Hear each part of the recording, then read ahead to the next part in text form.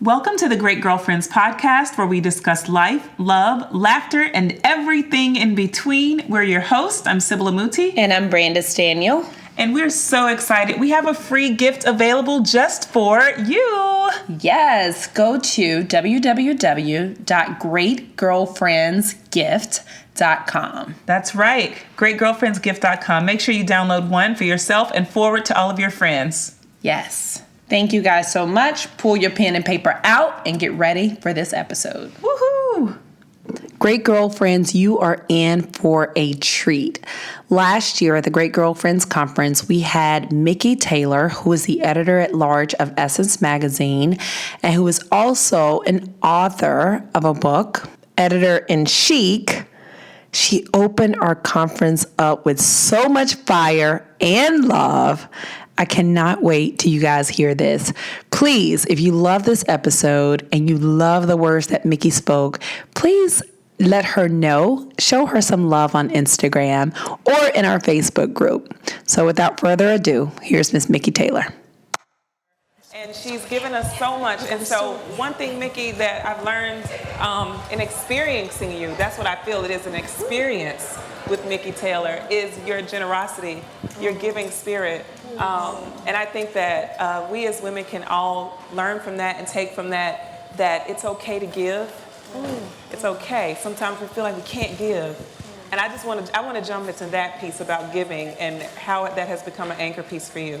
You know, I believe faith is nothing if it's not defining your life. Mm-hmm. You know, I'm not an imposter, so I don't sit in church on Sunday and holler amen and then Monday go out and follow a different script. So I really think that the Bible says, as you are freely given, so freely give. So, you know, I think that that's what we should be doing, is giving in abundance, because when you give in abundance, it comes back to you. Again, you all heard me say earlier that, you know, a lot of folks at the top say when you go up in the elevator, send it back down. I don't believe in that. I believe you get in the elevator and go back down and bring up your sisters and your brothers and you tour them on the way up what to experience when they get to the top. That's giving.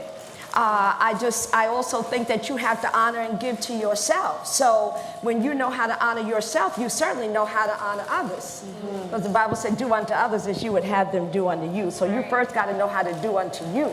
Yes. That's the first order of business. So yeah, I have a joy in giving. In fact, I keep a treat list. And who can I give? And what can I do? And, you know, there are times, you know, you want to wake up every day and ask God, what great things can we do today? You really want to understand some power. You really want to step out of the small zone and into the larger space. Find out what great things you can do each day and who you can bless in the process. Visualize it, own it. Because that's part of being a queen. You know, no queen, you know, queen without a queendom is what? She's imposter, nothing. Yeah, so who can you bless? It's a good feeling, and it comes back to you in ways that you can't even write a check for. Yes. Mm-hmm. Talking about imposters, some of us, you know, we go through things, right? We try something, it doesn't work, and so we have that, we know what it feels like to fail. Yeah. And we have to have the courage to get back up without having that imposter syndrome or without having something in us that says, girl, don't do that. You know what it felt like to fail the last time. You know when you tried that last thing, it didn't work. How do we kind of like push through that? You know, and sometimes it's not one thing we've tried. Sometimes it's 2, 3, 4, 5 things we've tried and it hasn't worked out the way that we wanted it to work out. So how do we... You know, have you had that experience in your own life? Oh my gosh, absolutely. Failed, been shot at, all of that, rejected, all of those things.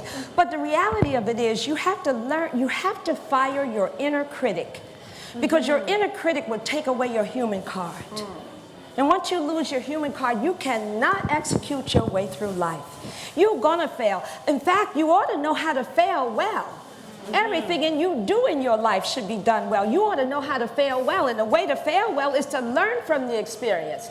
So you don't have to repeat that test again and then to tell somebody else. But you know, we get tripped up because a lot of times we take untested advice. Don't take untested advice. When somebody gives you advice, make sure they've been through it. Make sure they've been where you're going. Yes. You know, don't let them use you as no guinea pig. I talk about test drives. We got too many people taking test drives with us. So yeah, what can you learn from this? How can I be purposeful in that which didn't work? I love that. Ooh, please write that question down. How can I be purposeful in that which didn't work? Right. That's really good. Right. And don't throw no pity party. My gosh, the time you waste throwing a pity party, you could be reaching out to somebody else and reaching for your next. Yes. And you know, nobody comes to your pity parties, and you shouldn't be there either. Yes. Throw your celebration. I came through it. I wasn't a victim, I was a victor. Here's what I learned from this. I know not to do that. I know to do this. But beyond that, one of the things that keeps us from being in the valley so much, and I talk about this in the book, is that you should have a celebration circle. Yeah. And in that celebration circle, those are the ones that want to see you win. They understand you for who you are. They will help you stage your comeback when you've fallen. They Samaritan you when you can't pick yourself up. You can call them at 4 a.m. and your information won't be gossip for their social media.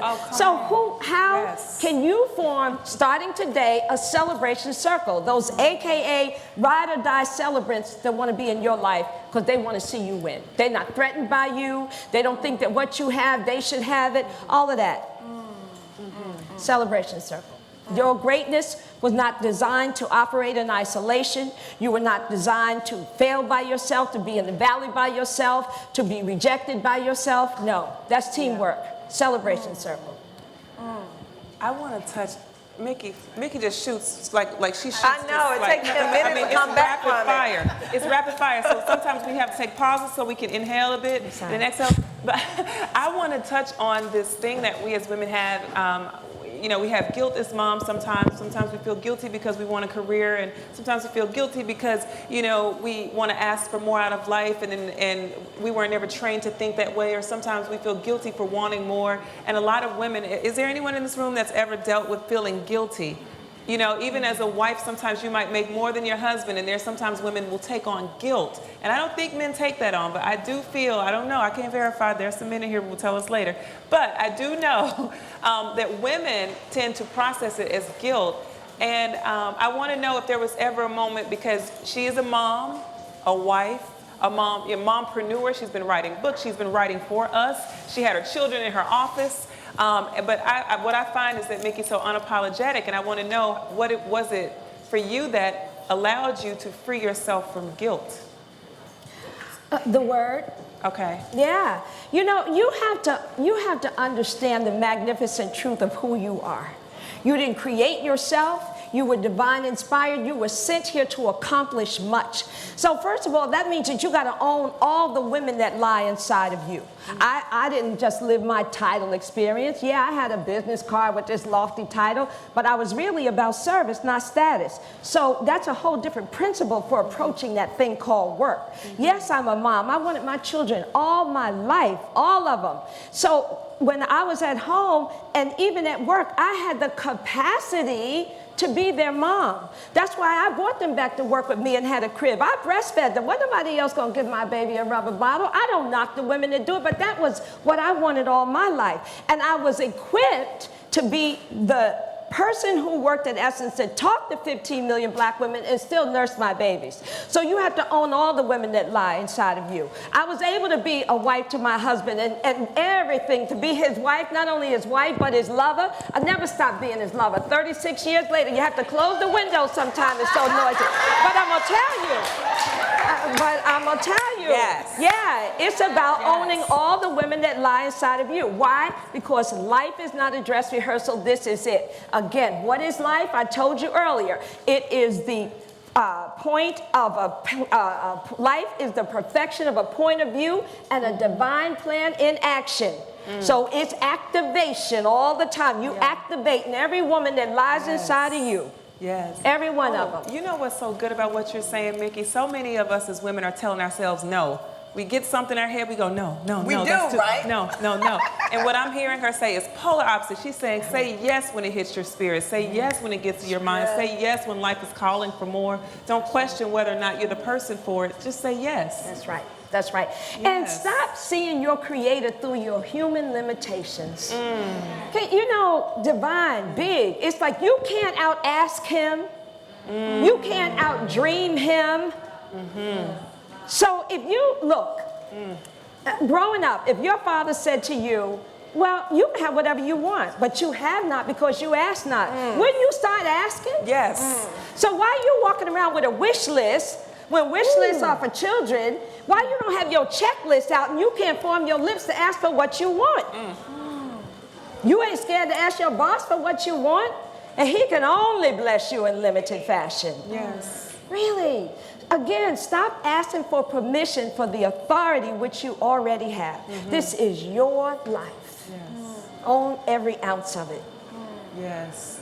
And you funnel that relationship directly Oh, from it's the creator direct. Yeah, down. I ain't making no introductions. I ain't trying to get to him to do nobody else. No, I'm clear. This is, we on first name basis. Yes. Yes, that's right. It's That's right. personal. It's personal. Yeah. Yep. I love that possession of that relationship. How did you get to a point where you became unapologetically you? Like, because were you like that in your 20s? No, I'm glad I'll never have to see my 20s again. I was a nut. No, I was a nutcase in my 20s. That was an unfair trade policy. No. So I learned the hard way. You know, certainly I had a great role model in my mother, and you know, some of the things I listened to that she said, she was so inspiring and so fierce, and some things I had to try for myself. So yeah, touch fire, it's gonna burn you. Yeah, let me see. Oh yeah, it really does burn. Yeah. So I had to learn the hard way. And the truth of the matter is, you are the sum of your wins and your losses. You are the sums of the valley and the hilltops. Yeah. So embrace all of it. That's why you can't throw away the information that you have. Yeah, with 20s, a nutcase. 30s, wasn't so sure. But baby, when the clock turned 40, I'm just saying, when the clock turned 40, that's when I got 20/20. Yeah, you know, it's like the movie said, I see dead people. I start seeing people that didn't work. I start seeing things that didn't work. Yeah, I stopped hallucinating. You ain't that. Right. I stopped, chance and luck. I'm going to say blessings and divine. Yeah. And the other thing that I had to overcome, and you all have heard me tell the story before, I was so shy. And I had to learn to leave my shy self at home because she would get out there and get in the way. And for us sitting here, Mikki, we cannot even, can you guys imagine Mikki Taylor being shy? Yeah, shy, honey. I mean, like. Yeah, no, painfully shy. Had to learn to leave my shy self at home. I used to say, baby, I'll tell you all about it when I come back, but you can't go. I had to get physical with her. You just stay right here in this closet because I got something to do today, and if you go with me, it ain't gonna work. Yes. Oh, I love that. I love that. Yeah. And then I started studying, you know, great heroes and sheroes in the Bible. And one of my favorite scriptures is, I love how David ran out to meet Goliath. Goliath didn't have to go hunting for him. Yes. You see, and that's how you ought to run toward challenge, because you're going to land a stronger woman on the other side. Stop running for stuff. Oh, I hope this don't happen. Yeah, you better run for it. You're going to get something in the process. Yes.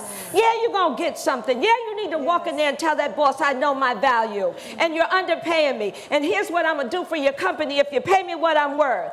Yes. And then while you're in there, be a brand within a brand. Don't just be sitting there making sure brand them is growing and brand you is remaining stagnant. Yes. No, know who you are. Know who you, First of all, you're passing through.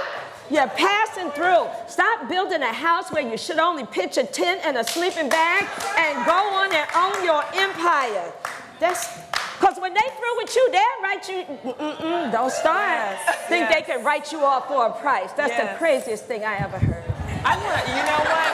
That is some valuable advice, Mikki, because we're in an age of popularity, and people want to build reputation, and so many times they want to build a brand on reputation, and character is really what has sustained you. When I think back, and I'm thinking back, Mikki, to snatching my mama's essence and stealing it and flipping through and seeing your face in the corner and giving us all these tips. And I was like, one day I'm going to afford those things. And one day I'm going to take that advice. And one day, and having this ambition. But what shined through Mikki all those years was your character and your allure and your grace. And what sits here before us today that remains, that popularity could never take from you, is that allure, that grace, that reputation.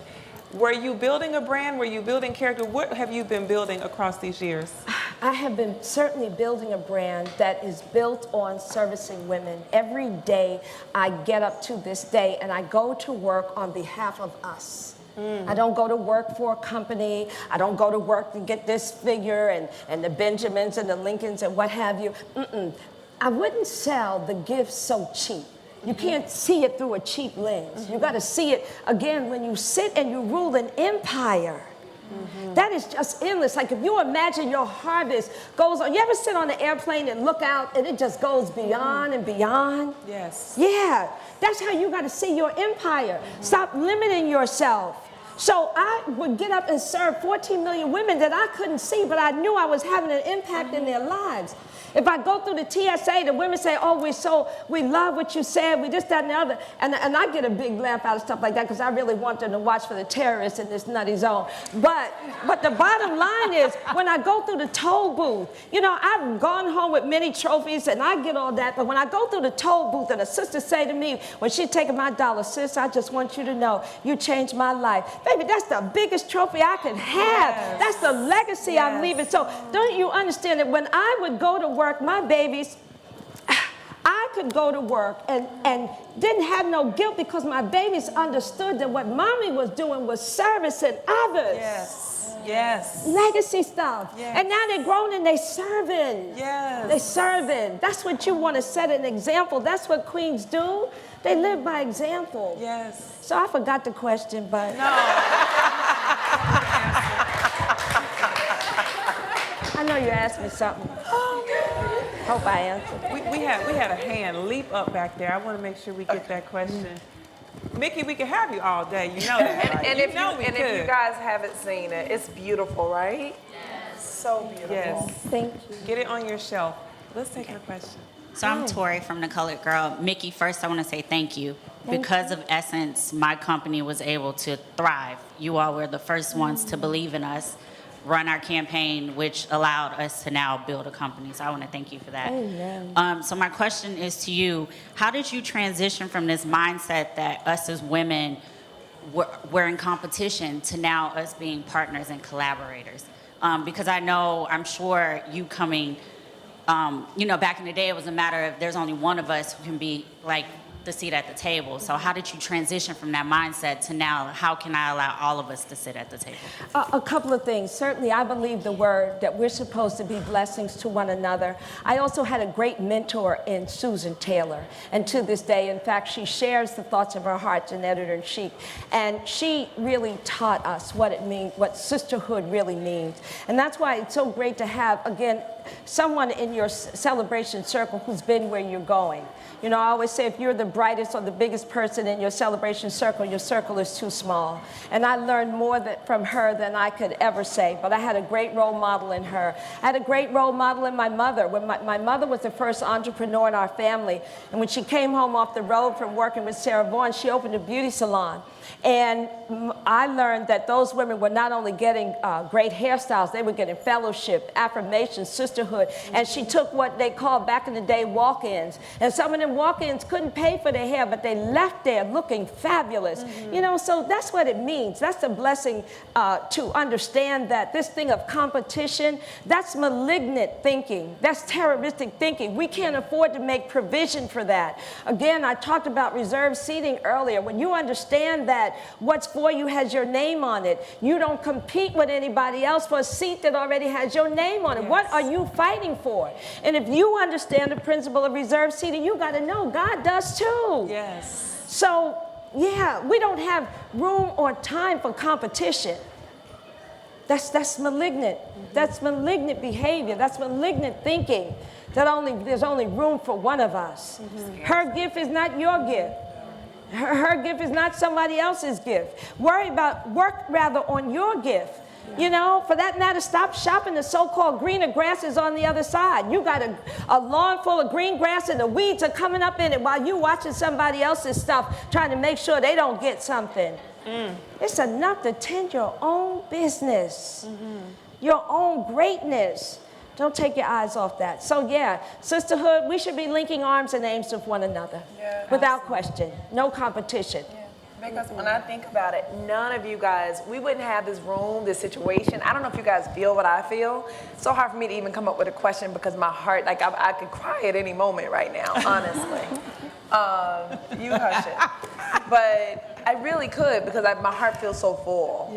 This happened because of collaboration. Absolutely. Because of not seeing each other as competition, but seeing each other as, man, if you're bad and I'm bad and we come together, Look out. you know what I mean? Like, what can happen? Right. That's it. Absolutely. Thank you. Life is the perfection of a point of view and a divine plan in action. Life is the perfection of a point of view and a divine plan in action. Yeah. All right. There was a favorite quote in here that I was actually looking for, but I don't see it. But Mikki has these Mikki-isms in this book. And like one of them is remember God's promises and rock. And there's so many of them in here that are so amazing. Don't become adept at doing more while running on less. And I just, this book is everything. It really is. you. And thank you so much for sharing with us on a podcast. Like that was such a gift to so many people. And for you to actually be here at this conference means the world to Sybil and I. Honor wouldn't be nowhere So else. thank you. Thank you. So thank you. I am signing books, but I have an affirmation I'd love for them to take with me. Do we have time for that? absolutely. Yes. Okay, so at the end of Mastering You, Inc., the last chapter, there's an affirmation, and you actually signed it in the book, but I really would love for you all to take this affirmation with me. So you're going to repeat it after me, and then we're going to say amen, because whenever you say amen, that means you're in agreement, and that Yes. brings closure, okay? So the first thing is, if I could read without my girlfriends, it says, I am created for greatness, Created for greatness. born to succeed, Born to succeed. unique, Unique. unprecedented, Unprecedented. divine inspired. Divine inspired. I am fully equipped, I am fully equipped, styled, styled, fearfully and wondrously made. fearfully and wondrously made. I am called to transform, I am called to transform, to lead, to lead, and serve with gladness. and serve with gladness. I am the evidence I am the evidence of dreams fulfilled. of dreams fulfilled. I am love, I am love, joy, joy, and purpose at work. and purpose at work. I will not give my power away, I will not give my power away, but use it to empower others. but use it to empower others. I will render consistent execution I will render consistent execution in all things, in all things, celebrating the truth celebrating the truth of who I am of who I am with gratitude. with gratitude. Amen. Amen. Amen. Amen. And amen. Amen. Thank you. Thank you. Thank you. Oh my goodness. Oh, love you so much. We hope you enjoyed this week's episode of The Great Girlfriends. Yes, if you enjoyed this episode, please share this with 3 of your great girlfriends. Absolutely. And make sure you jump onto iTunes right now and leave your review. Let the world know how you feel about our 5-star show. Absolutely. And we like to end our episodes by thanking our husbands. Thank you, Kwaku. Thank you, Mr. Rich Daniel. And then we thank the minis. Thank you, Sam and Dylan. And thank you to Miss Sky. And thank you, Great Girlfriends, for trusting us as your go-to source for everything life, love, and laughter. Make sure you listen each Wednesday on iTunes, Stitcher, Podcast Bean, Podcast Republic, iHeartRadio, Spotify, and every other podcasting service. Yes, and please check us out on our social. You can follow us on Instagram, The Great Girlfriends, on Twitter, _great_GFS, on Facebook, The Great Girlfriends. and please do join our Facebook group with over 16,000 great girlfriends. Yay! And that is The Great Girlfriends. awesome. Make sure you post your questions online, share with your friends, Keep listening and keep being a great girlfriend. I'm Sybil, I'm Brandis. and we're signing off. Peace.